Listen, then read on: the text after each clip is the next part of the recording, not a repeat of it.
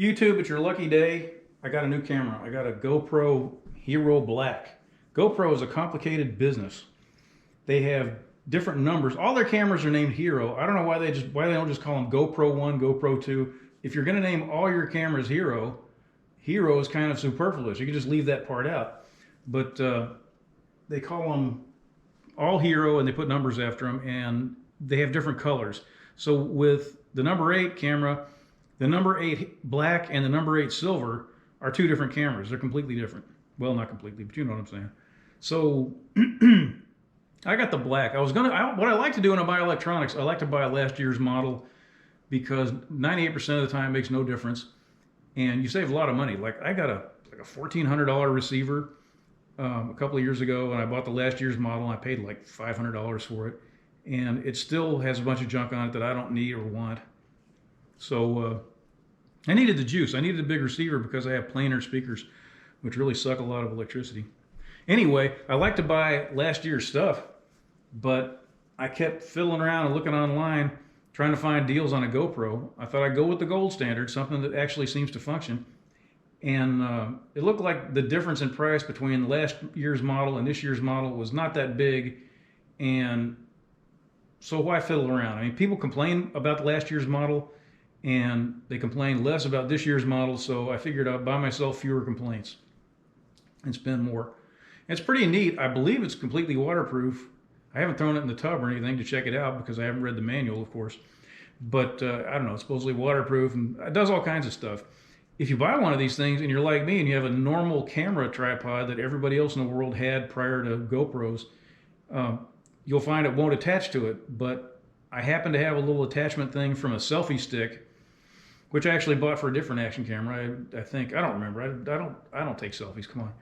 But so anyway, it turns out if you use the attachment from a selfie stick, it'll work with the GoPro. So you can use that to attach to a normal quick release tripod base, and that's where we are. So the main thing I noticed about this camera as compared to my old camera, which was made by Yi, which is spelled Y-I, a Chinese company you want to avoid at all costs. The main difference I noticed really is just that this one functions. I think the Yi camera would have been wonderful if it actually worked. That's the big thing that really made it a bad deal for me. It turned itself on and off. Connecting it to the phone was very difficult. Connecting it to the computer was very difficult. It would refuse to connect and refuse to connect and refuse to connect, and then it would connect, and then you'd rush over to sit down and download files, and it would disconnect. So it's a really awful camera. And I guess the software is the problem. I don't know. What do I know?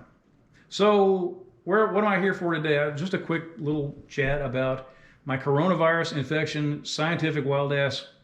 Oh, I shouldn't have said ass. That's a bad word. I forgot what that stood for. Well, anyway, scientific wild guess equation. And anyway, I revised it a few days back, and I haven't touched it in a while. And it's working really well. I mean, it's working so well that correcting it would be foolish, because there's certain things you really can't fix. If you're, I mean, say you're target shooting and you're shooting better than you know how to shoot. I mean, you're shooting, say you're shooting a rifle that'll shoot within, you know, a 2-inch circle at 100 yards, and you're shooting within 3/8 of an inch. You don't mess with it. You don't say, well, I'm going to clean up that 3/8 of an inch. So that's kind of what's happening here. Sooner or later, this is going to go off the rails, and I know it's not perfect now, but I can't make it any better than it is. So I'm leaving it alone for now. This morning I got up and looked at the figures, and up there at the top predicted 375,977. This stuff over here is my old bad equation. Anyway, don't look at that. That's embarrassing. But this stuff here, this is my new, relatively new equation, several days old. Anyway, that's the predicted figure. Got up today and it was 387, 382. And the difference between those figures is less than 3%. And if I were within 30%, that would be great. That would be worth patting me on the back. So I'm really happy about this. I keep reading new, interesting things about coronavirus. Let's see. Well, I don't know. I keep reading things about how the statistics are taken in sort of a crummy way, and it's just irksome to deal with. Oh, by the way, that is hand sanitizer there. I found some in my bathroom. So ladies, if you're single and you don't talk too much and you have low expectations from a husband, I am available, and I have my own Germ-X, and I do also have toilet paper. So, gosh, where was I? Anyway, I've learned all kinds of interesting stuff about this thing. One of the things I learned is that we had an epidemic, a pandemic in 2009, which was apparently worse than this, and nobody noticed it. And this really reinforces my point, which is that people are becoming hysterical over something that's not a big deal. People are not good at math. There's, according to what I've read on the internet, 7.7 billion people on the planet.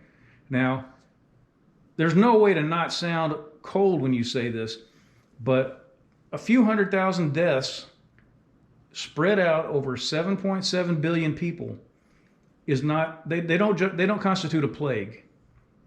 A plague would be 20% of the population dying, or even 5%. What I'm trying to tell you is, in 2009 we had a flu which was designated H1N1, and they called it the swine flu, and it may have killed 600,000 people. We don't know the actual figure. Some people say 123,000, and others say 600,000. It was much worse than this thing seems to have the potential to do, and it was contagious. And I mean, it was very similar to this. We didn't lose our minds over it. We didn't run around in masks. We didn't close Burger King. And I'm not saying that's a great idea. It's wonderful that people are being clean, that finally, for the first time in American history, people are making an effort to be clean. Some of them, I mean, let's be honest, most people aren't. It's great that people are thinking about these things. Maybe life will be a little bit less filthy in the future. But nonetheless, you can't go to Home Depot after 6 p.m. You can't buy toilet paper. You can't buy paper towels. People flipped out at one of the local stores here and bought potatoes the other day until they were gone. And you go up the street to another store, and there's potatoes all over the place because people are completely irrational. These weird panic buys. Not only are they all irrational, but they vary from block to block in the same city. So we didn't do these things in 2009. And maybe it would have been nice if we'd done a few of these things. Maybe we wouldn't have lost hundreds of thousands of people. But the world didn't end. If you were to ask somebody who lived through that period, if you were to go up to them today and say, what was it like going through the last great pandemic? They would know what you were talking about. And it was worse than this. So I continue to maintain that people are hysterical and unreasonable and selfish. And the real problems we're having right now are not caused by a virus. They're caused by human beings acting like monkeys and pigs, acting like herd creatures. Human beings are causing all the problems that we have right now. When this thing is over with, when it's all said and done, we might lose 100,000 people spread across the planet this year. And we may continue to lose people over succeeding years, although they expect to have a vaccine. They don't think this thing is impervious to vaccination. There's some things you can't create vaccines for. They expect to have one for this. And they're finding antiviral drugs that have promise you can look up the trials on the internet. So they are going to be able to treat this thing apparently and prevent it to some extent, just as they do the flu, which we can't prevent entirely either. We may still have deaths from this thing, 5 years from now, 10 years from now, but it's going to be just like the things we have now that go around and kill people. 10,000 people here, 20,000 people there. We don't even notice because the world is so big. The world is really, really big. Look at what you're seeing on the news when they talk about people who have this. Now, if there was a real plague, what would you be seeing? You'd be seeing video. First of all, you wouldn't be seeing video because news crews wouldn't go out. But if you did, you would see video of hospital corridors full of dead and dying people. You would see government trucks going up and down the road picking up bodies.